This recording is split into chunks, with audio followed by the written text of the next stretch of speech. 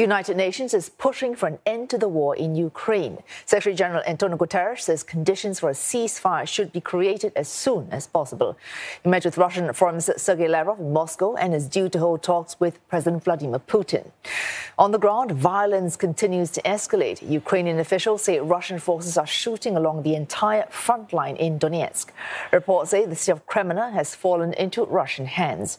Heavy fighting in the south as Moscow advances on the city of Sloviansk and Kramatorsk, while Moscow ups the ante in its battle for the east of Ukraine. UN's Defence Secretary Lloyd Austin has expressed confidence that Ukraine will ultimately prevail. His remarks come as Washington begins defence talks with more than 40 countries in Germany. We know the burden that you all carry. And we know, and you should know, that all of us have your back.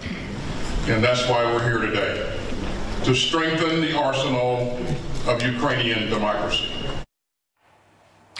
John Gambrell joins us live now from Lviv in Ukraine. John, shelling in the Donetsk region, it's intensifying. What's the latest on the ground? Well, as you said, we're seeing an increased amount of Russian offensive activity in that area. That's the eastern part of Ukraine that's predominantly Russian-speaking. It's an industrial sector, and it's something that they've been targeting. As you'll remember, when the war began 2 months ago, Russia tried to move fast and move south into Kiev, but was unable to take the capital. In the time since, Russia has sort of recalibrated its military offensive and is targeting the east to take as much territory as they can.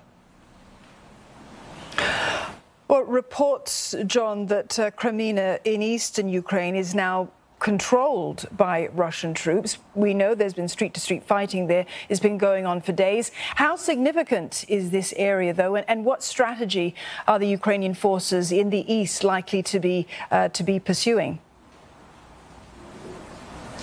Well, as of right now, the British military says that that city has been taken. Now, it's all part of sort of what appears to be a Russian strategy to create sort of a crescent shape in the eastern Ukraine, where they're going to come from all the way south from Mariupol, all the way up north to Kharkiv. And all that area is where this fighting has been taking place. Now, that city is near several other cities that are crucial for them to move into in order to be able to take more territory.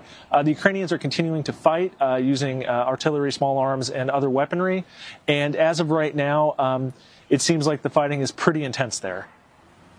And John, let's talk about the people who want to flee this violence. The United Nations says another potentially 3 million more Ukrainians could leave or try to leave this war this year. Now, that's on top of the 5 million that we know have already left. How difficult has it been, though, for people to escape this fighting, especially in those regions where we have seen hard shelling? Well, exactly. This is one of these things where people who are under fire really can't leave their homes for fear of being hurt or even killed. And even if they are able to leave their homes, it becomes difficult.